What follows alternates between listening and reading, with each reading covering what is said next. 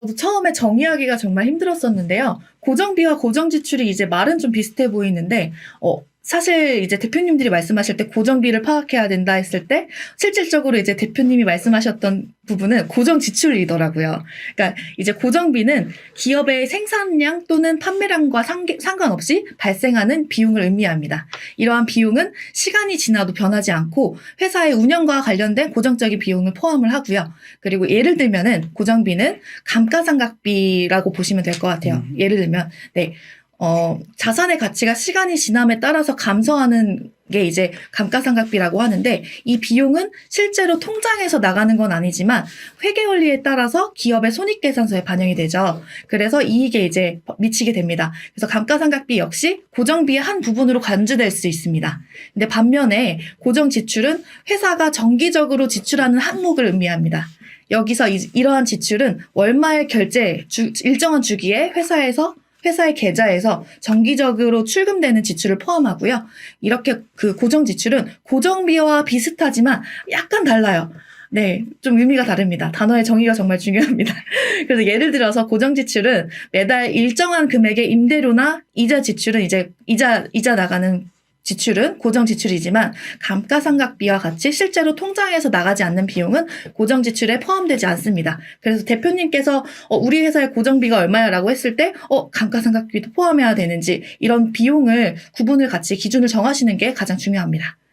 네. 이 고정비와 고정 지출에 대해서 설명을 해주셨는데요. 네. 쉽게 얘기하면 고정 지출이란 내 주머니에서 나가는 돈. 그렇죠. 우리 회사 통장에서 빠지는 돈인데 이게 정기적으로 또는 주기적으로 아니면 일정한 금액이 나간다라는 부분을 고정 지출로 이해할 수 있을 것 같고요. 맞습니다. 고정비라는 것들은 조금 이제 회계적인 우리가 관점에서 우리가 조업도나 생산량에 따라서 변하지 않는 그렇죠. 그러한 이제 비용을 뜻하는 것 같아요. 네, 맞습니다. 네, 근데 저도 실제로 대표님들을 만나다 보면은 우리 고정비가 너무 많이 나가라고 했을 때에는 실제로 이 고정비보다는 고정 지출을 의미하는 경우가 더 많았던 것 같아요. 맞아요. 그래서 오늘은 저희가 이 고정 지출에 대해서 조금 더 집중을 하고 알아보도록 하겠습니다. 네, 그럼 이러한 고정 지출을 이제 정리를 하려고 하는데 쉽지가 않아요. 어떠한 단계로 진행을 하면 될까요? 네, 그래서 5단계로 정리를 해봤습니다. 네, 고정 지출은 이 5가지의 단계로 정리를 하시면 되는데요. 먼저 우리 회사의 고정 지출을 먼저 파악하고 기준을 잡으셔야겠죠. 그리고 통장 내역 중에서 정기적으로 계좌이체 되는 거, 정기 카드 결제의 항목들을 확인합니다. 그리고 고정 지출의 용도, 결제일, 결제 방식, 매입처, 그리고 내용, 그리고 금액을 정리하십니다. 이게 이제 꼬리표를 좀 달아준다고 생각하시면 될 것 같은데요. 그리고 정리 후에 이렇게 표에다가 정리를 해두시면 되고 각 한 달 동안에 이 거래 내역을 바탕으로 누락된 지출 내역이 없는지 확인합니다. 그래서 이러한 고정 지출, 월말 결제 항목들을 월간 보고서에 기재해서 보고하면 정말 사장님이 이뻐하시겠죠.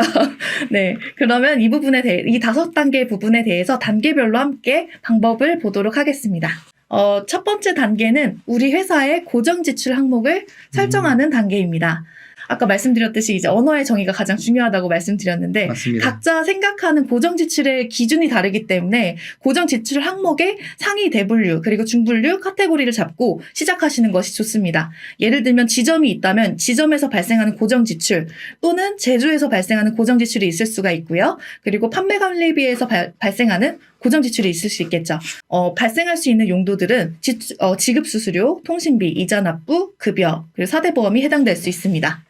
네, 첫 번째 단계는 우리 회사의 업종과 특성에 맞춰서 이 고정 지출의 항목을 조금 설정하는 단계군요. 맞습니다. 네, 예를 들어서 제가 생각하기로서는 카페를 운영한다라고 하면은 저희가 정기적으로 뭔가 원두를 구입하거나 이러한 일정량의 금액이 정기적으로 나가게 되면은 이거는 고정 지출의 성격이다라고 판단을 하실 수도 있을 것 같아요. 그렇죠. 그래서 이제 대분류 카테고리 이게 어디서 나가는지 먼저 정의를 하시고 가셔야지 나중에 섞이지가 않아요. 네, 좋습니다. 다음 단계는 어떻게 되나요? 네. 다음 단계는 통장 내역 중에 정기 계좌이체, 정기 카드 결제의 항목을 확인하시는 단계입니다. 보통 고정 지출을 구분하실 때 통장 지출로만 체크를 하시는 경우가 있는데 법인카드로도 광고비, 통신비가 정기적으로 지출이 되는 경우가 많아요. 그래서 실제 이렇게 정리를 하다 보면 정말 불필요한 지출들이 고구마 줄기처럼 나오더라고요. 네, 그래서 이런 식으로 출금 통장과 카드 내역을 파악해서 일자별로 정리해서 관리하시면 됩니다. 네, 저도 네.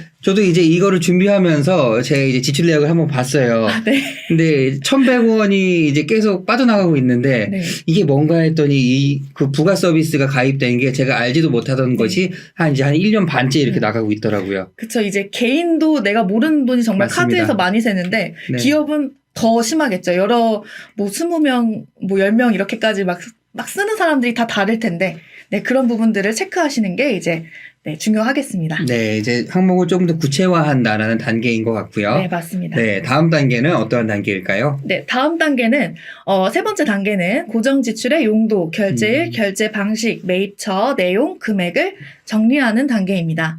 힘들게 일자와 거래처, 금액만 정리를 했는데 이거 결제 방식이 뭐였더라? 이거 누가 쓰던 통신비였지? 하고 또다시 엑셀로 정리를 하게 되더라고요. 제 경험담입니다.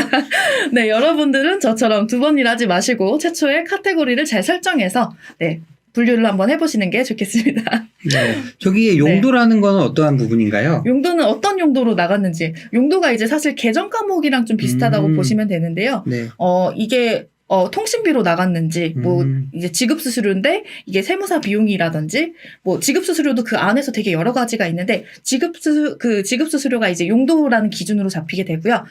이게 어떤 비용인지는, 매입처 거래처 명이랑 네. 내용에다가 기재를 하셔가지고 관리하시면 됩니다. 네, 좋습니다. 세 번째 단계는 이 고정 지출을 파악했으면 네. 이것들에 대한 디테일을 조금 이제 네. 정리하고 기록하는 단계라고 볼 맞습니다. 수가 있을 것 같습니다. 네. 네, 다음은 어떤 단계인가요? 네, 네 번째 단계는 네. 카테고리와 고정 지출 현황을 잘 관리한 이걸 현황을 가지고 한 달 동안의 거래 내역을 바탕으로 이제 누락이나 중복된 부분들을 검증하는 단계라고 보시면 될 것 같아요. 그래서 저번 달까지 임차료가 나갔었는데 출금이 안 되는 경우도 있을 수가 있고요. 그리고 고정 지출은 새로 사실 발생할 수도 있고 없어질 수도 있겠죠. 예를 들어 구독료를 해지를 했다든지 네. 아니면 새로 이제 뭔가 구독료를 추가를 했다든지 광고가 추가돼서 이제 매월 결제되는 금액이 조금 늘었다든지 이런 부분들이 있을 수 있기 때문에 이런 부분들을 월별로 업데이트를 해서 현황을 관리하시는 것이 포인트입니다. 네, 맞습니다. 사실 현황 관리에는 네. 그 주기적인 업데이트가 가장 중요한 것 같아요. 맞습니다. 그래서 저희가 권해드리는 거는 이걸 업데이트를 하자라고 하면은 사실은 잘 되지 않습니다. 네. 그래서 이제 저희가 그 태스크를 부여할 때는 일과 사람과 시간이 있어야 된다라고 하거든요. 네. 그래서 이 업데이트하는 일에 누가 언제 어떠한 주기로 한다라는 거를 정해 놓으시면은 이제 이 업데이트가 되지 않고 방치되다가 사라지는 일이 없을 것 같습니다. 맞습니다. 네, 다음은 어떠한 단계인가요? 네, 다음 마지막 단계는 네. 고정 지출 항목을 주간, 월간 보고서에 반영하는 단계입니다. 네. 네, 월간 보고서에 반영해서 추이를 보고요. 지출이 누락되거나 크게 변동된 사항은 없는지 체크할 수 있습니다. 지출되는 금액 중에 내가 모르는 금액이 있을 수도 있겠지만 갑자기 발생된 지출이 고정적으로 나가는 지출인지 대표님이 바쁘게 처리하시다 보니까 말씀을 안 해주셨는데 이게 막상 보니까 중요한 지출일 수도 있어요. 그래서 이런 지출들은 월간 보고에 보고해서 내가 모르는 거 대표님이 어떤 부분으로 나간 건지 알 수 있을까요? 해가지고 그 내역을 관리하셔서 1년 뒤에 다시 장부를 보시는 일이 없이 그리고 대표님의 기억에서 휴발되기 전에 빠르게 보고해서 체크하고 나의 업무 관리 영역에 넣어줍니다. 네. 이렇게 관리하시면 되고요. 네. 마지막 보고 단계에 해당한다고 볼 수가 있겠네요. 맞습니다. 그리고 지금 전체적으로 제가 들으면서 보는 느낌은 저희 이제 비용을 투명하게 관리한다. 네. 모든 비용에 그러니까 모든 통장의 입출금에 꼬리표를 단다라는 큰 대전제 하에서 이제 이것들이 이루어지는 것 같아요. 맞습니다. 그중에 특히 이제 고정적인 부분을 떼가지고 따로 한번 보겠다. 네. 의사결정에 활용을 하겠다라는 부분으로 말씀을 하시는 것 같습니다. 맞습니다. 네, 좋습니다. 그럼 이렇게 일반적으로 정리하는 방법으로 했고요. 이제 엑셀로 정리할 때에는 이러한 서식을 통해서 정리해야 된다라는 부분을 설명드릴 거고요. 그럼 경리나라 프로그램을 만약에 사용한다면 어떻게 해야 하는지에 대해서 어떻게 적용해야 하는지에 대해서 설명을 좀 부탁을 드리겠습니다.